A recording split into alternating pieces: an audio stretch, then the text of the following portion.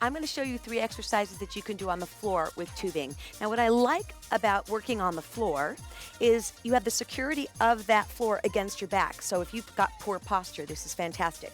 So I've looped the tubing, I'm squeezing them between my feet, and I'm going to do biceps.